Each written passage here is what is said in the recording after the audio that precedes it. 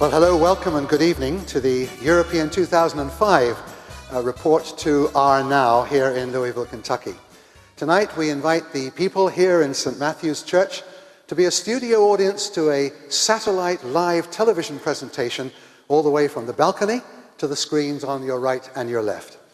My name is Harvey Thomas, and I've had the privilege of coordinating the European side, working with Larry and Phyllis and all of the team in different parts of the world. And tonight we're going to talk about Europe, so I bring you greetings from 47 countries, 750 million people. Now tonight we're going to focus on two regions in Europe. One is Greece, and I have two couples who are coming to share with us, and I'll be speaking to them about things that are happening both in their own ministries and in their countries as a whole. So tonight I'm very glad to welcome with a very positive story in ministry, our first two guests, who are Harry and Joan Anastasiou. And Harry and Joan are now living back in Greece again. Joan was an American, but a Greek American. Exactly. And Harry was a Greek who went to Canada. Actually, he went to Australia first. Right. I'm going to ask you about that in a minute, why you went to Canada, but I have to be careful because we've got two Aussies playing with us tonight in the music, all right? However, I would like you, ladies and gentlemen, please to give a very warm welcome to Harry and Joan Anastasiou.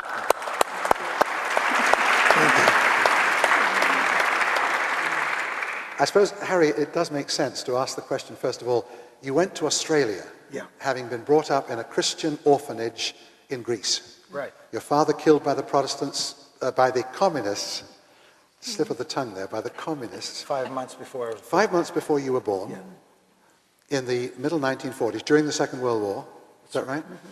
You went to Australia.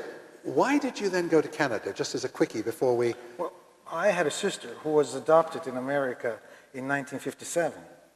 So around 1966, after being 4 years in Australia, I thought, might as well go and see her.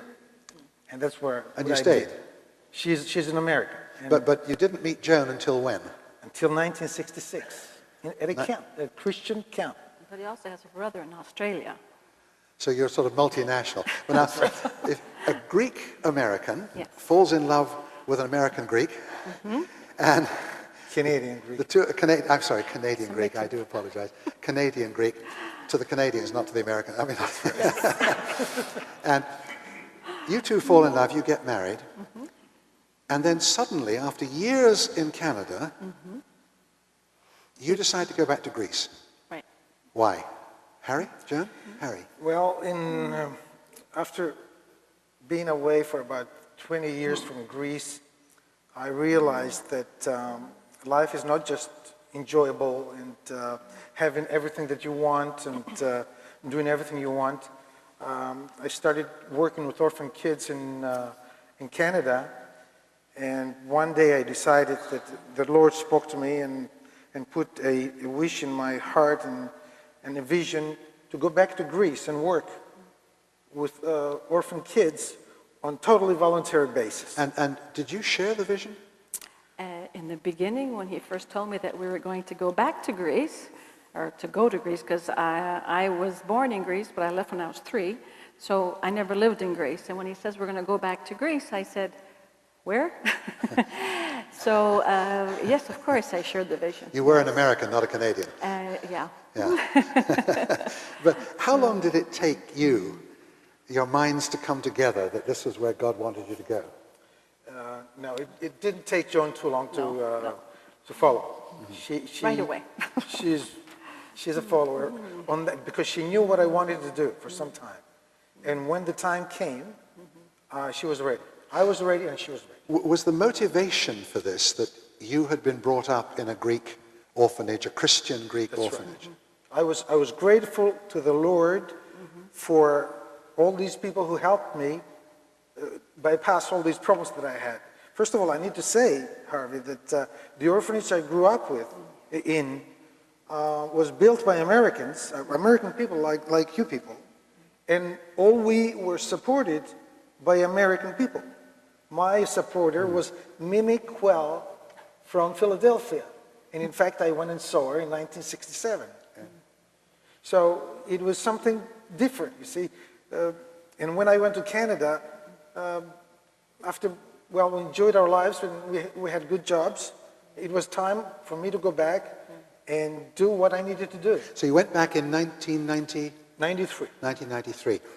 which must have been a pretty big cultural change for both of you.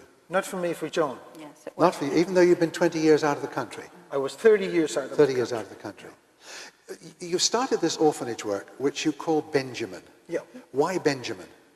Well, it reminds you of the little, brother. of the smallest child. Little Benjamin. Of 12, right. Okay.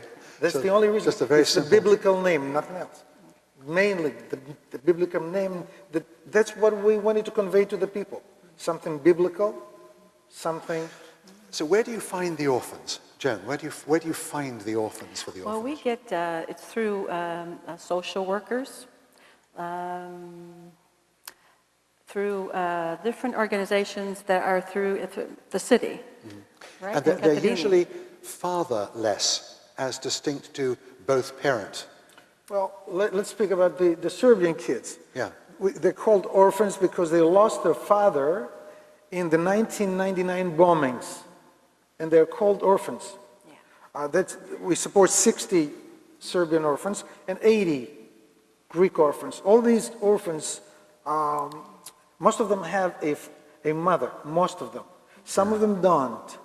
But if they don't have a mother, they have a grandmother or some relative. Right. Because I wanted to pick up on this point in all of your material about Benjamin. Benjamin is not an orphanage. It is a movement supporting orphan children. We support them at home, and we try to make sure that the child stays in the home environment with a grandmother, with an aunt, with a mother. And the more the need, the more financial support we provide. And it's primarily financial support, or do you give other kinds of education or anything like that? Well, we get into a lot of Different things. We give Right. out clothing if they need clothing. In our house in the basement, we have clothing. So when anybody needs anything, they come to the house and we give them clothes as well. Let me You want an example? yeah. All right. There's a Muslim family we support. They live about 60 miles from Katerini. They lost their father about 2 years back. The smallest was 3 months old. The oldest was about 18 months old. The 4 older ones never went to school. So we took the 3 little ones, 8, 9, and 11 and a half, and we put them in the first grade. Nearly every week we have to be there. It's the first time they went to school. They need something. First time they've ever been to Ever school. been to school? How do their families, friends, whatever, such as they do have, how do they feel about having their children educated in a Christian environment? Well, they go to their own schools. They don't come to So Christian. you're supporting the Muslim children to grow up in their own community. That's right. And by thus showing the Christian witness in doing That's that. Let me, in the next just a couple of minutes that we have left, let me ask you a little bit broader questions on Greece. You've got the work that is going there. There are plenty more orphans happening more and more as violence takes place particularly. But where do you see the future of this ministry going?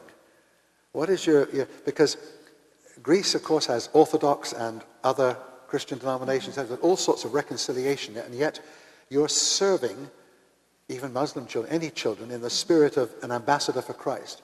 Where do you see your ministry going in the future? At this time, we don't know where it's going to lead. One thing we know that we support, it doesn't matter what they are. They're Muslim, they're Orthodox, they're evangelical, we'll support them. In fact, there's an Orthodox priest who's a member of Benjamin, and that's very unusual for Greece. Very, very unusual. And in fact, this man is telling everybody, here is an organization that will help all the kids, regardless what they are, but he says one thing. Harry does not ask them to become evangelical before Benjamin supports them. So you're letting the witness itself That's right. be the service that you give. I must thank you very much, both of you, for being with us. We could spend hours with you and other guests this afternoon or this evening talking about